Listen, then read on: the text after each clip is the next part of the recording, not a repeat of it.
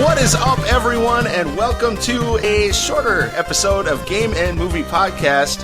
I think we're going to go from calling this Sweet Spots to calling it Weak Points because, hey, it makes sense in the video game world and as a discussion. Anyway, we have an episode here for you, a little short one, about Tony Hawk. We just got finished with episode 6, which featured a bunch of skating subjects, Gleaming the Cube and Skate or Die 1 and 2.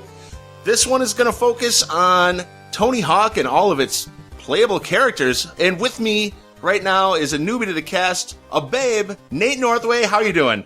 Hey, I'm good. Good. I'm all right. How are you? I'm a little drunk and I got a little caffeine in me, so I'm all right. That's a good combo. It is, actually. It's a very good combo. I put this question out on the net. Who wants to talk about something for a short podcast? You responded, hell yeah. Hell yeah, it is. Yeah, and you happen to know a lot more about the Tony Hawk series than I do. Favorite series? Hell yeah. So I brought on kind of an expert here. I've played my fair share of Tony Hawks as well, but we're just going to go through. We kind of handpicked our favorite characters, a list of 13, and we're going to bring them to you in order that doesn't mean anything. So you can draw your own conclusions from that, right? Yeah, totally. And go fuck yourself also, right? Yeah, absolutely. You can do that anyways. Yeah. Regardless of what we say. So the Tony Hawk series, let's go into this a little bit. The genre, it's obviously sports. It has elements of adventure, a lot of elements actually, some platforming, and I guess you could say racing. There are some parts in there where you are. Yeah, there are some, like, there's You're racing the clock. Yeah. Well, there's some of that, but there's also like actual racing. Mm-hmm. Like there's a dune buggy race you can take part in. Sure. There's like the downhill jam you can take part in. It's all downhill cool. jam. Yeah. The developers. All right, now, are you ready for this? Holy shit. Okay, so the developers, there are a lot of developers, mainly Neversoft. From 99 to 2007, they were in charge of this. And then they turned it over to Robomoto.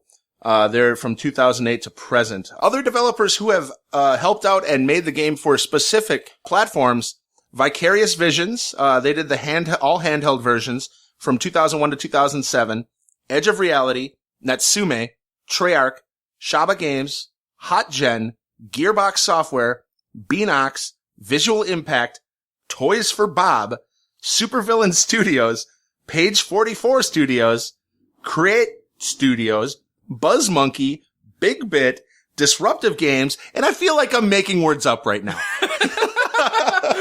That's a lot, though. Yeah, fuck. They only had one publisher. Yeah. Activision. The whole time. I mean, I had like 22 developers, one publisher. But that was because it came out on so many different platforms. And let's get to that. That's the next one. This is dizzying. PlayStation, Nintendo 64, Game Boy Color, Dreamcast, Microsoft Windows, Macintosh, Game Boy Advance, PlayStation 2, GameCube, Xbox, N-Gage, PlayStation Portable, Xbox 360, Nintendo DS, Nintendo Wii, PlayStation 3, iOS, Android, PlayStation 4, and the Xbox One. That is 20 platforms. Holy fuck! That's insane. It first debuted obviously on the PlayStation with Tony Hawk's Pro Skater, August 31st, 1999. And the latest release was the critically panned Tony Hawk's Pro Skater 5. Just came out this year. So, there's a little bit about the history. Let's get on to the list. Let's. All right, here we go. We're starting at number 13. Nate, you've got number 13. Who is it? It's the Hand. Oh, the Hand. He was in Pro Skater 2. It's just a severed hand on a skateboard. It looks really weird. Yeah, it does. You can see like the bones coming out. I think it's called the ulna is the name of the bone. Oh, ulna. Oh, wow. We're bringing in some science here. Look, medical what can science. I say? I took some anatomy in high school. Oh, it can show. It shows just like the ulna here. Shit. So the interesting thing about the hand, it's not a big hand. It's an average sized hand. The world is just shrunk down. And that's not actually like a fact. That's never been confirmed by anybody. But it's like a huge theory, or it was a huge theory on gaming forums, like way back in like 2001. Oh, this is a great conspiracy theory. Yeah, I've never heard of it. It's pretty interesting. So, as the hand, do you like get going with one of your fingers? Yeah, it's just like a tech deck. It's really cool. And when you fall, it like spurts blood out of the top. It's pretty tight. Yeah, I like things that spurt. Yeah, and I like the hand just because of the conspiracy surrounding it. Kind of sucks as a skater though. It's just not that great. Gotcha. Yeah. Number 12 is Ollie the Magic Bum. He first appeared as an NPC in Tony Hawk's Pro Skater 2. And then in Tony Hawk's Pro Skater 3, he became a playable character, unlocked by completing all the goals and collecting all 3 gold medals in career mode 7 times. Yeah. One of the hardest unlockables to That's fucking unlock. ridiculous. It is ridiculous. I mean, that goes to show what kind of dedication that Tony Hawk players actually have. Yeah. Yeah, he's a homeless man, and he's poorly dressed with a bottle in one hand and a handmade skateboard. So yeah. This guy's ridiculous. I'm taking a look at him right now, and His jacket though? yeah, I know it's all Yeah. it's kind of puffy. Yeah, it is. It's a North Face. Oh, it is a North Face. Yeah. The reason I really like Ollie is because he gets progressively drunker as the series goes on. Nice. So like at first you just kind of find him and he's just like, "Hey kid, do a 360 over this gap. And Yeah, I'll give you sure. $5." And for some reason he's always like got money to give What the you. fuck? Yeah, homeless guy giving you money. Okay, but like here's the thing though, it's never specified that he's a homeless guy, just that he's a bum. So as the game goes on, as the series progresses, he's a rich bum. he's a rich bum. My favorite interaction with Ollie is in Pro Skater 4 where he's really drunk and he's like, "You have to take care of all these pink elephants." And you just like do a really long grind combo and collect all of the pink elephants and then he stops hallucinating. It's pretty cool. That is cool. All right, we're down to number 11. Wiener guy. Jesus This guy's Christ. hilarious. He shows up in Tony Hawk's Underground 2. They're in Berlin. The Good place for a wiener. very good place for a wiener. Best wieners. Wiener Schnitzel. He's like a street vendor with a wiener cart, you know. Okay, Sells yeah, wieners sure. on the street. Who knew he had boarding skills? Yeah. So basically, he's introduced by one of the characters skating into him and knocking over his cart. Oh, and, all right. Chad Muska holds up a wiener in a suggestive way and makes a joke about it. I forget what the joke is, but that's his introduction. His tag, every player in Underground 2 has a graffiti tag. Yes. That they throw up, and his it's a wiener. Oh, it doesn't just a say wiener. anything. It's just a wiener. It's just a wiener. That's apropos. Yeah. Number 10, I decided on Gene Simmons. Yeah. From Kiss. Oh, man. He's all painted up, man. This is like stereotypical Kiss, you know? Yeah. Like, he's got spikes all over him.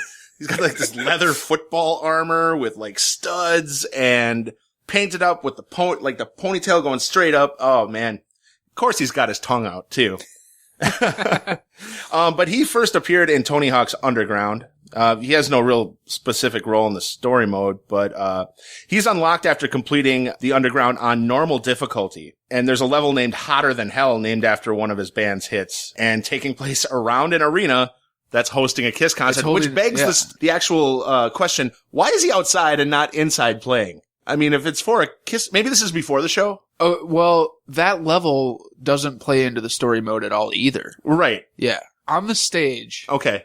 Lay it out for me, You can Northway. do his special trick, like on a quarter pipe on the stage. Yeah. And the rest of the band members come out and they play like 15 seconds. Oh, okay. Yeah. I think it's Rock and Roll All Night. See, I have not actually played the level. You have. Yeah, I have played the level. It was one of my favorite levels, not because Gene Simmons or Kiss, Right. but because you could drive a dune buggy around. Oh, shit. Yeah, it was really tight. Damn, you're just like a treasure box of knowledge on this. I love it. That was the other thing I really liked about Underground. The first one was that there were a lot of like other things that you could do besides skate. Like you could drive a dune buggy.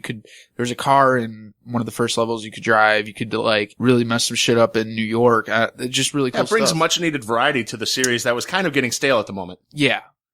I don't want to get too deep into that. Right. He had 2 special moves, by the way. One was called Lick It Up, where he kicks the board in the air and latches onto it with his tongue, which is a grab move. And Fire. Gene spits fire onto his board and then stomps back and forth repeatedly. That's a grind move. Yeah.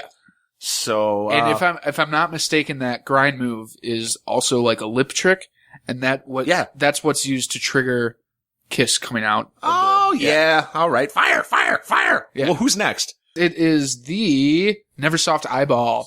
Ridiculous. Super ridiculous. So in the intro of the whole game, when you first boot it up, Sure. the Neversoft logo is the eyeball comes from the head of this dude. So the eyeball is the head of this character. Right. It's just an eyeball on a body.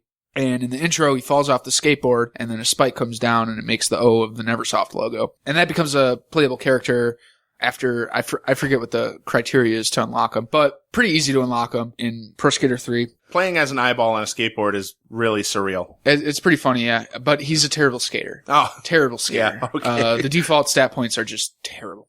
Gotcha. But I like it. It's a funny character.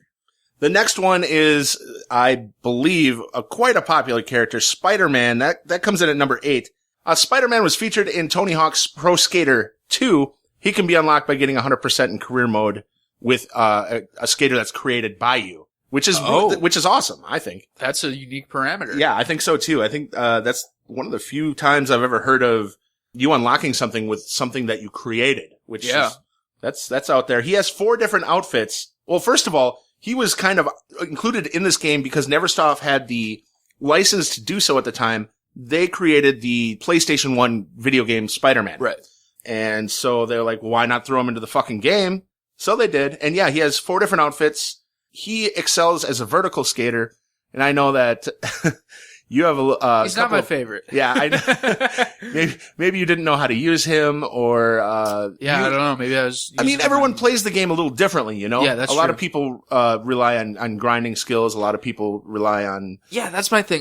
My combos are a lot of like grinds and manuals. Right. And he had the strength in the vertical. So that's maybe why he wasn't very impressive to you. Maybe. Who doesn't want to play as Spider-Man anyway? I mean, me. For people who are like, oh, awesome, Spider-Man, you know, like, okay, that's the normal person out there. I don't much like Spider-Man. Yeah, dude, people love Spider-Man. Well, there's 2 people right here that don't like Spider-Man. Well, so. I don't want to say I don't like him. I do. But I don't go crazy over him, you know? It's like Batman. I don't Batman's fine with me. Yeah. But I'm not gonna lose my jizz over him. Who's next? Oh, hey, we're getting into the Star Wars bit of the podcast. Okay. Darth Maul is next. Yeah. I like Darth Maul because it was the first unlockable character that I learned about. Ooh. Shows up in Pro Skater 3. What is cool about Darth Maul is that when selecting him in the player select screen, you can see the shopkeeper in the background. It looks like he's being choked. So Darth Maul is using the Force to choke the shopkeeper in the background. And I think that is just that's badass. Insane attention to detail. And it's great. And that's not the first time that the shopkeeper is abused in that game. He's just like a punching bag, huh? Yeah. Oh, that is funny, actually. Yeah, it's hilarious. Hey, graphic violence. It's funny. It's funny. The other reason I like him is what he skates on isn't like a traditional skateboard. It's a hoverboard. It doesn't have wheels. It's pretty cool, I think. Well, and his appearance is badass. I mean, Darth Maul he's visually appealing. Yes. Yeah. And one of his specials, he just kind of floats there over his board as it grinds. Oh, okay. I think that's kind of cool. That is cool. It's appealing. Next, sticking with our Star Wars theme, Jango Fett. And he appeared in Pro Skater 4. And of course, he's from Star Wars Episode 2, Attack of the Clones. You know, depending on your view on that movie, good or bad, I don't give a fuck. And I'm not just talking to you, Nate. I'm talking to everyone who's listening. I don't care what your opinion on that movie is. What is mine? I don't care either. Yeah, it's a fine movie. Whatever. Oh, I don't think it's a fine movie. Oh, you don't? I don't think any of those are fine movies. Oh, I don't care. I'm not a fan of the Star Wars franchise at all. Oh. Yeah. Just like Spider-Man. Just like Spider-Man. And just like Batman, for that matter. Yeah. So any of the mans and any of the wars, fuck them all, huh? Yeah. That took a long time to answer. Well, I was just trying to think if there was any exceptions to the rule. And I went through my index of every movie ever made in my head. Really quickly. Okay. It was just my memcache catching up with the processor at that point of my brain. We are simulations in this universe, right? Yes. Might be just like holograms or something. Well, I don't think we're holograms. I think we're very advanced 2D renderings. Well, at least we're thinking alike. We're definitely not real. Wait, I think my processor just stalled. I have nothing else to say about Jango Fett. Who's next at number 5? Shrek. Whoa! One of my favorite characters. Shrek! Shrek is life! So actually, this wasn't Neversoft that had the rights. It was Activision that had the publishing rights to Shrek, and they included Shrek as an unlockable character. Similar to Spider-Man. Much like they did with Spider-Man, nice, exactly. Yeah. And they were trying to promote Shrek 2, the video game. by including him, which failed because that video game. Did you even know there was a Shrek 2, the video game? Yeah, but that's just because I'm a fucking nut. Right. So like, Average person would not have known. exactly. So the viral marketing kind of sucked. Shrek was in Thug 2. Explain what Thug 2 is. Tony Hawk's Underground 2. Thank you. And Thug 2 is just a freaking ridiculous game. Like, just so many ridiculous things. The characters in that game, everything. But I think Shrek is the most ridiculous unlockable character because of two reasons. First reason is his grind special uses earwax to lubricate whatever he is grinding on. It's really gross. Oh, and the other gross thing, yeah, it does suck. The other gross thing is when he tags, when he throws up his graffiti tag, he just vomits onto a wall. And it's the Shrek 2 logo. Shrek is love, Shrek is life. So if you run through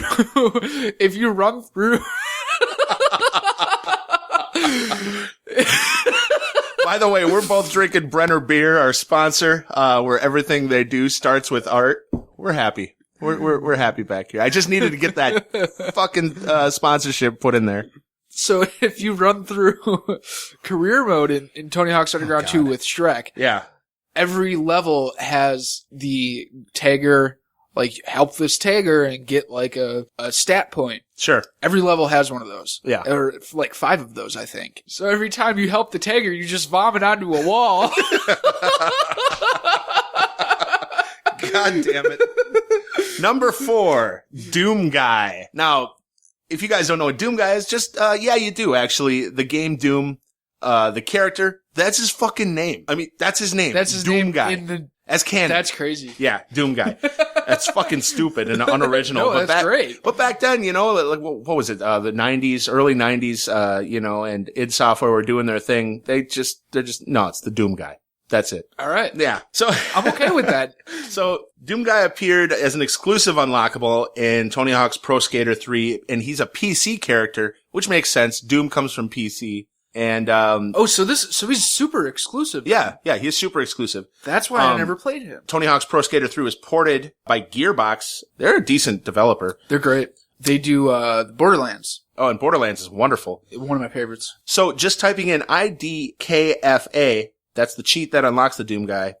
And that is also as homage, that's a cheat in Doom. You're giving it all away here. That's fine. Spoilers are encouraged on this show. That's one of the great things about game and movie. This cheat also unlocks a Gearbox tribute bonus video. Oh, cool. Yeah, I don't know. Just playing as the Doom Guy, I mean, fuck, he's muscular as shit. I don't know. He just looks cool with a skateboard there. I'm taking a look at a picture of his. We're getting out of the nitty gritty here. Yeah, we are. Number 3. Demoness. Yes. In Pro Skater 3. Easily one of the most interesting characters. Why? Because she's a fucking demon, dude. Oh yeah, I forgot. As I said earlier with Darth Maul choking the shopkeeper, when you are on the player select screen for Demoness, the shopkeeper is on fire in the background, running around screaming. Her stat points are called possession points, which is a nice little Easter egg. That is.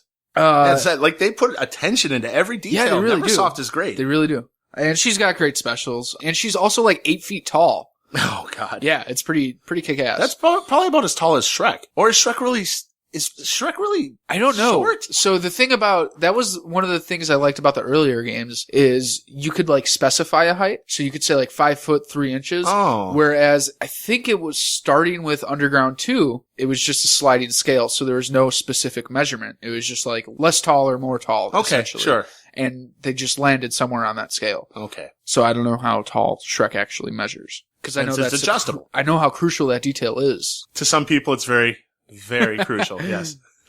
I'm sure if you were to, put them in a police lineup, they would be very close in height. I'm trying to think of the ogres as tall as the demoness. I'm gonna say no. It also doesn't help that the demoness she never touches the ground. She floats. Oh, kind of like Darth Maul. Yeah, she's like 1.5 feet out, 2 feet off the ground. So that probably helps her height. What's next? Number 2. We had some debate over this, but number 2, Phil Margera. This guy is amazing. I mean, just looking at him, he's in his tighty whities here. And the chest hair is so detailed, and the belly hair too. I love it. Oh my god! So he appeared.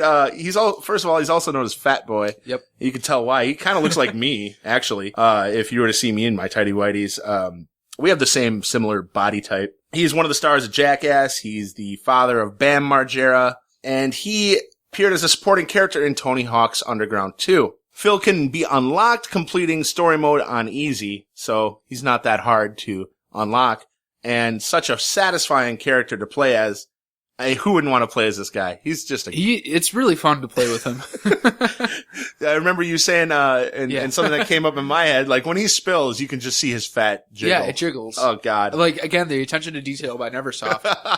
Top notch. It's like you're watching a Dead or Alive game, only it's not titties that are jiggling, it's body fat. I forgot about that game series, wow. So, he has the trick of note that he has is don't feed Phil, and it shows him devouring a submarine sandwich. So, of course, they're gonna focus on his weight. What else is there, right? Yeah. Alright, we have come down to the number 1 spots. Nate, take it away. Officer Dick Envy. Oh. Envy. That's his last name? That's his last name. E-N-V-E-E. Wow. I love Officer Dick. I love him because as an unlockable character, he's got the most robust backstory. Oh, okay. He skated as a teenager, but he sucked, and he was called a poser. So he became a cop to get back. No. Yes. Oh man, this is such a revenge story. Yeah, it is. So he became a cop to get back at all the skaters, but he also sucks at being a cop. What do you know? He's like a poser in the cop world. Exactly. He's just a poser in everything he's done. Everything he's done. Holy shit. Can't play checkers because he's a poser. So Officer Dick is a recurring character throughout the series. He shows up. Yes, I knew that. I believe in every game. I might be mistaken, but I'm almost positive in every game. He sucks. He's bad. He's worse than the Hand. Well, being the kind of like quote unquote antagonist and being able to play as him is super cool. Yeah. Oh yeah. I just think his whole backstory really perfectly embodies the like skater versus cops thing, you know. Officer Dick had a very personal influence on me when I was a child. Which is why now you're a cop. Which is why now I fucking hate cops. Okay, good save. No, it was just, no, like when I was skating, when I was a kid, it was like, cops suck, you know, like, Officer Dick. Yeah. Officer Dick Envy. These are the sounds that teenagers make. So angsty. Fuck the police. I sounded more old there than I did young. Get off my lawn. So we hope that you enjoyed our little list here, our little juvenile list of Tony Hawk's Pro Skater characters. That was a good list. Yeah, it was. Thank you for joining me, Nate. Oh, it was my pleasure. Speaking of which, since you're new to the podcast, tell the people how they can get a hold of you. You got Twitter. I know you do some website design. Yeah, I do. I do build some websites. I am online at http://NateNorthway.com. I'm on Twitter at @the_Northway. Mm-hmm. And you also you do a podcast of your own at River West Radio. Why don't you tell us how to reach you there? How to tune in? Yeah. So I do a thing called Bottomed Out. We talk about punk rock music in Milwaukee and abroad. Hell yeah. We are online at bottomedout.xyz. We're on Twitter at bottomedoutmke. We're on Facebook at bottomedoutmilwaukee. That's all of our outlets. We're live on River West Radio 104.1 FM in Milwaukee at 5 p.m. on Thursdays, or you can listen live at riverwestradio.com/live. Wow, you're a busy individual, and I'm glad that you came on today and shared some of your thoughts on a very important subject. I am glad to have been here. Thanks for inviting me. Okay, everyone, hope you enjoyed, and see you later from Game and Movie Podcast. Nate, put it up. Bye. Bye.